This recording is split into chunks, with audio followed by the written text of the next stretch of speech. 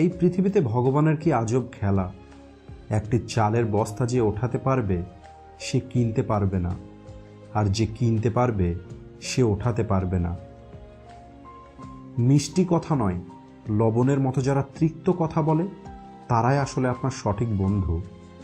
ইতিহাস সাক্ষী আছে, আজ পর্যন্ত লবণে কখনো পোকা ধরেনি। জীবনের সফলতার সবথেকে ভালো উপায় হলো সেই উপদেশে কাজ করা যা আমরা অন্যদের দিই। আর এটা অনেক গভীর কথা, তাই একটু ভালোভাবে বুঝবেন। বাধা তো কেবল জীবিত লোকের সামনেই আসে, কারণ মৃত লোকের জন্য তো সবাই রাস্তা ছেড়ে দেয়।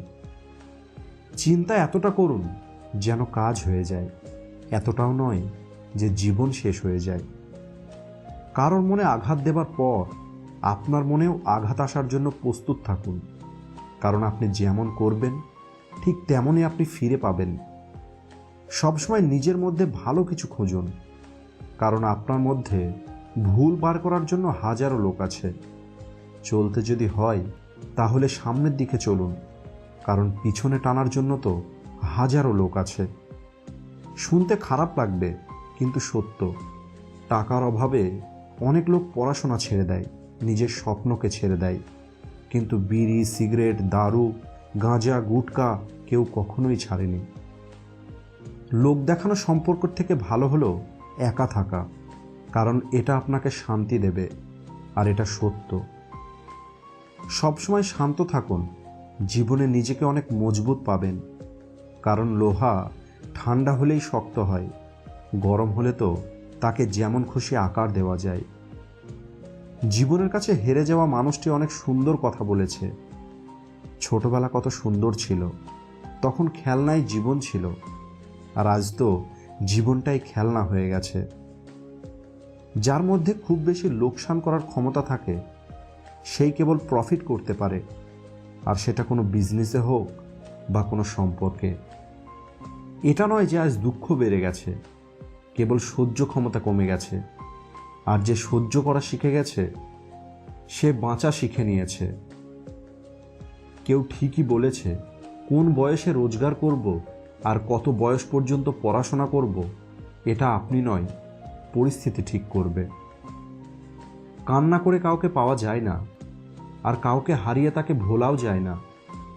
সময় সবাই পায় জীবনকে বদলানোর জন্য, কিন্তু জীবন পাওয়া যাবে না সময়কে বদলানোর জন্য। So please don't waste your time.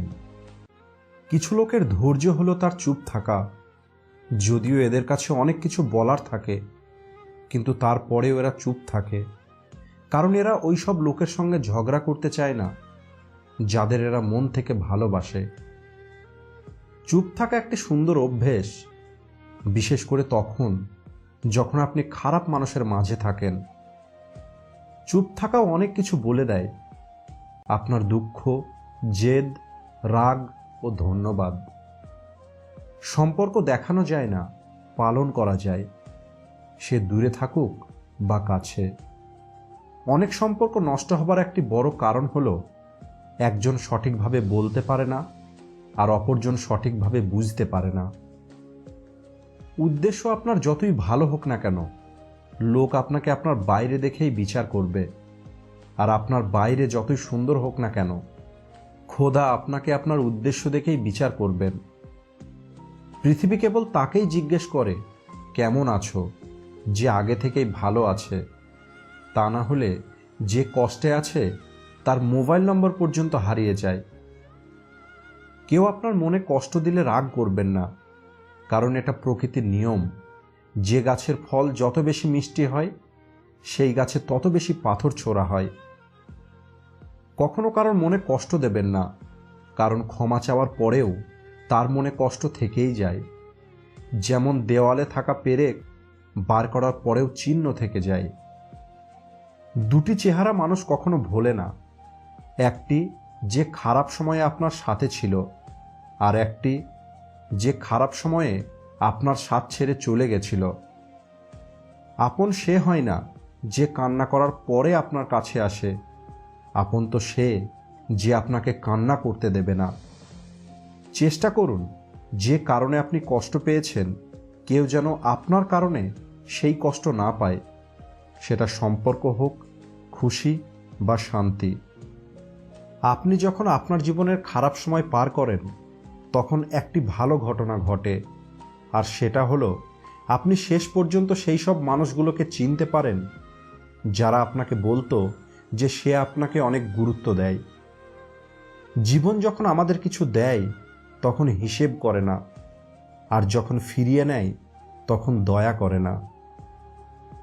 খোদা বলে, কাউকে কষ্ট দিয়ে নিজের খুশির জন্য আমার কাছে দোয়া করো না, কিন্তু তুমি যদি কাউকে খুশি দাও তাহলে নিজের কষ্টের চিন্তা করো না। কারোর মনে জায়গা করে নেওয়ার জন্য গিফট নয়, ভালোবাসার প্রয়োজন। যে আপনাকে সত্যিই ভালোবাসবে সে আপনার কাছে কিছুই চাইবে না,